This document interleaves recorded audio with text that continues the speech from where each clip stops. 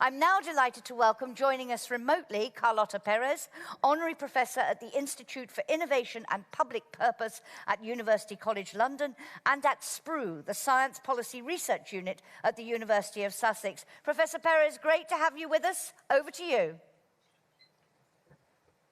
Thank you very much for this opportunity, and my apologies for not being able to accompany you in person.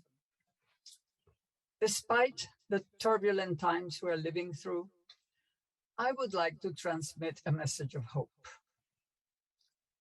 I will begin by sharing with you two very important lessons I have learned from studying the history of technological revolutions. If we follow the processes of change since the dawn of capitalism in England in the late 18th century, it is clear that progress has occurred. We have come a long way from the satanic mills of early mechanization to a situation where many factory workers can own a house full of electrical appliances with a car at the door while their children go to college. However, such progress has not been continuous, and that is the first lesson. Progress has been uneven and unequal. It has happened by successive leaps in productivity brought by successive technological revolutions. Each revolution has brought new prosperity to some regions and countries, new wealth to new winners, and gradually new business giants.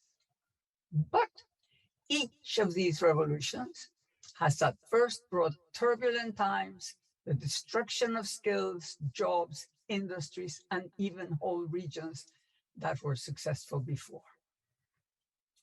So greater equality has been reached only after going through periods of increasing inequality as we are experiencing now. The true leaps have occurred in what we usually refer to as the golden ages. The post-war boom, which the French call the Glorious 30, the Belle Epoque at the turn of the 20th century, and the Victorian boom in mid-19th.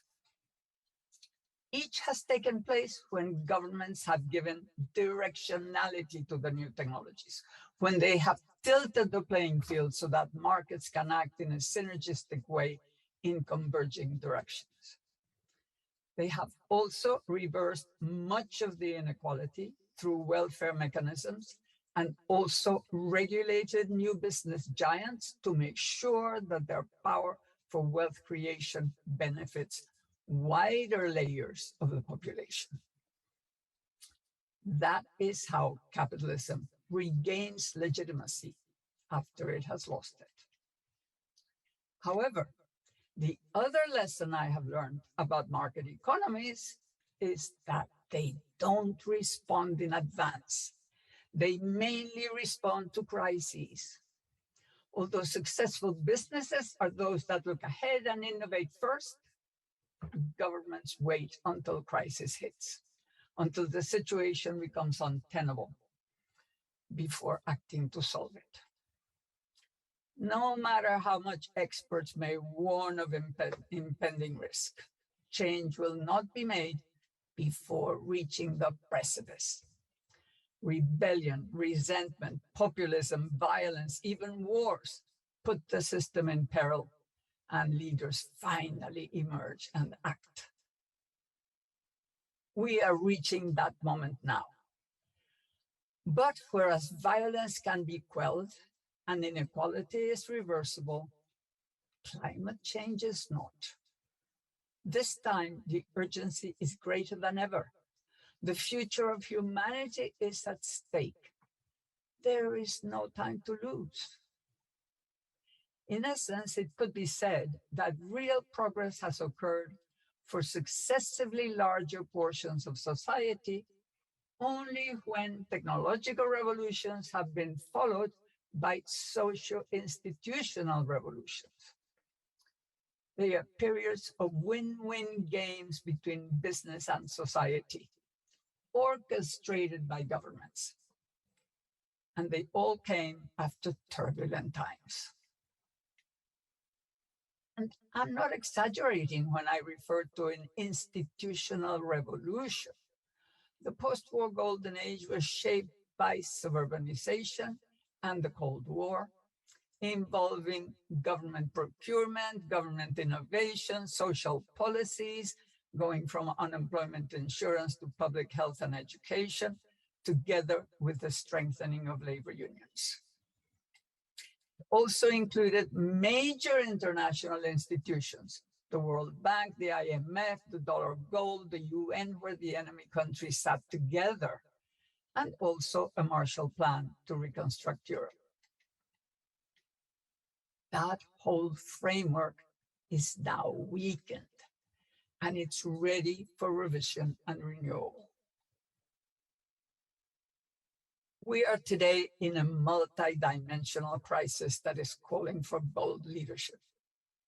War, soaring energy costs, an increasingly tense multipolar world, a worldwide pandemic, unacceptable inequality within and between nations as fertile ground for populism, terrorism, and massive migrations, a global financial casino decoupled from the real economy and disconnected from the national economies, massive tax avoidance and money laundering, all in the context of the environmental emergency, already showing what can happen in terms of fires, floods, droughts, hurricanes, and other catastrophes. Yet, it is precisely because the situation is so dire and the urgency so blatant that there can be hope.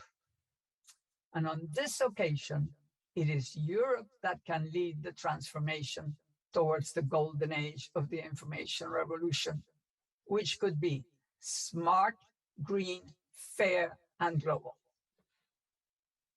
It's true that Europe did not lead the technological revolution of the information age, but it is the best place to lead the socio-institutional revolution required now. There are 4 reasons for this.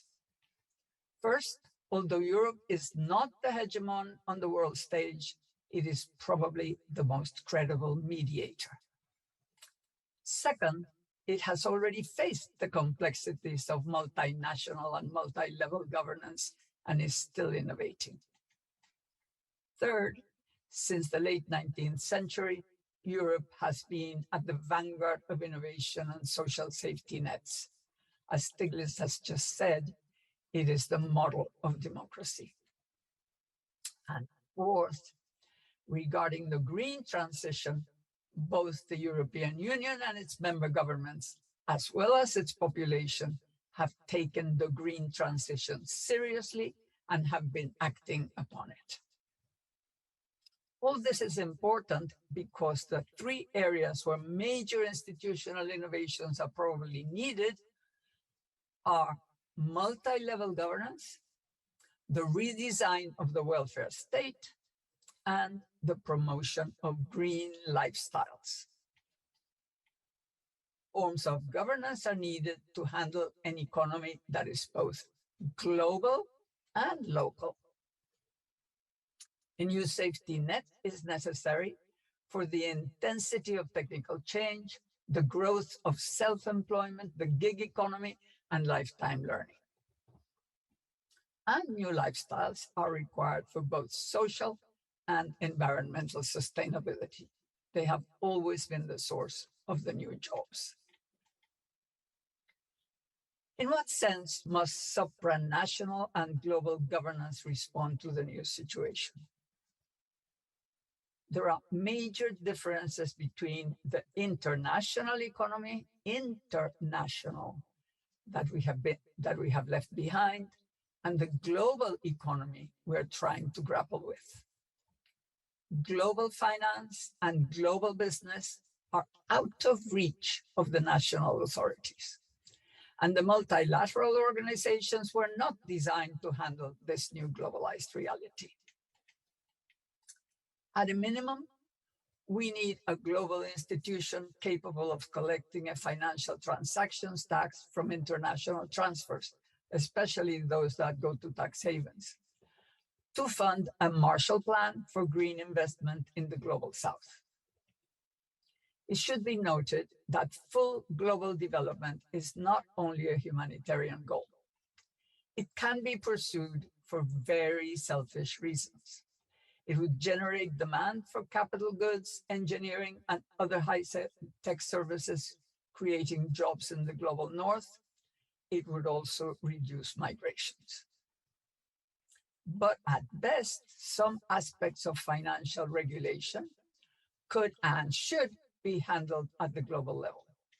Otherwise, it will be a race to the basement. At the lower end of devolution, there is the governance at the local level. The hyper-segmentation of markets into mass-produced commodities at one end and long tails of specialized and customized products and services in small quantities at the other makes it possible for every locality, every community to identify one or more vocations and set a development strategy. This implies institutional innovations to handle stakeholder participation and consensus building in the community. And at the start, just as with entrepreneurs, it will require providing support in terms of human capabilities and finance. That is exactly what the European Union is now doing. Finally, regarding innovation in governance, there is the modernization of procedures. The digital economy has provided powerful tools for simple, transparent, and agile operation. It is not about computerizing the traditional practices and putting them on the web.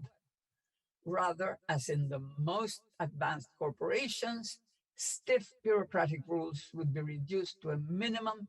Services to citizens would be as easy, efficient, and seamless as those of Amazon. Information technology, including artificial intelligence, would be used to simplify standard procedures and concentrate on the creative tasks, on the achievement of missions, following Mariana Mazzucato's lead, and the pursuit of development strategies. The second area of urgent institutional innovation is the welfare state. The obvious fact that jobs for life is no longer the normal expectation makes obsolete the notion of unemployment insurance. Self-employment and the gig economy, plus lifetime learning, create new circumstances. Whether it is universal basic income, using automatically charged debit cards for everyone, with the amount returned by taxes by those who earn enough, or if it is some other system, it looks like some form of pre-distribution makes more sense in the new conditions. And given that education is becoming the most important asset, policies that favor it and support it, similar to the ones applied to support home ownership, need to be designed. It used to be that governments practically backed up mortgages and taxes are not paid on mortgage payments. Going much further, inadequate social support, the work of Hillary Cottom shows interesting directions. Finally, and perhaps most importantly for both the green transition and the creation of new employment, there is the promotion of a European way of life to replace the consumerist, wasteful, and untenable American way of life, which was so well suited to the previous mass production revolution. Historically, many of the lost jobs lost to technology were compensated in the golden ages by the demands of the new lifestyles. The urban lifestyle of the Victorian boom required infinite new services in retail, house decoration, clothing, education, and so on. The cosmopolitan lifestyle of the Belle Epoque created innumerable jobs in the new systems of transportation, entertainment, communications, advertising, restaurants, cafes, music halls, etc. The suburban lifestyle of the post-war boom required countless products for the all-electric home, as well as multiple services from retail, banking, and real estate to health, education, and others. If we look at the trends being followed by the young and the educated, we see an emerging lifestyle centered on health, exercise, creativity, nutrition, learning, networking, and so on. This is how it has historically been. The technologies offer the new possibilities, and the pioneers set the trend. A new aspirational way of life emerges, which in turn influences the technologies and business, creating new demands along the new space of the possible. Government policies then reinforce the trends and facilitate further diffusion. We are now facing three job-destroying and job-displacing forces: technology, globalization, and the green transition. They could all be turned into job-creating if handled intelligently. The creativity of digital technologists can be moved away from games, NFTs, the metaverse, and other escapist endeavors, and aimed at crucial social needs, such as health, education, care, and the green transition. Some ways of facing the environmental challenges are job-destroying. Others are job-creating. We can always begin by the latter. Just imagine bringing back maintenance and shifting from possession to rental of durable goods. It would imply doing digital diagnosis and 3D printing of spare parts. None would be produced for inventory, only on demand. People could change models as often as they wish, and enter at the bottom of the consumption ladder would cost very little. Every product would have a chip with its history, and all maintenance information would be online. Policies forbidding disposal in municipal garbage sites and an obligation to take products back when damaged would open the opportunity for rental companies. Jobs would multiply in the countries where the goods are produced and in the countries where the goods are consumed. Millions of jobs, and every family in the world could have access to a refrigerator without needing new materials. The tasks ahead are both enormous and exciting. Europe can be the stage where the institutional innovations are tested and turned into the model for the rest of the planet. It is a leadership opportunity that can bring a better world. It will be making history. Thank you, and I wish you a very successful meeting. Thank you so very much, Professor Perez, for that very stark, but also very eloquent reminder of the consequences if we fail to meet these challenges in the right way. You set out very clearly some of those issues you feel need to be addressed and how they need to be addressed if we are to get there. We will come back to that in our discussion, and particularly your point at the end there about turning those job-destroying challenges, like the green transition, into job opportunities. Lots to discuss. We are immensely grateful to you for providing us and to Professor Stiglitz with such inspiration as we start our second day of discussions. Thank you very much indeed.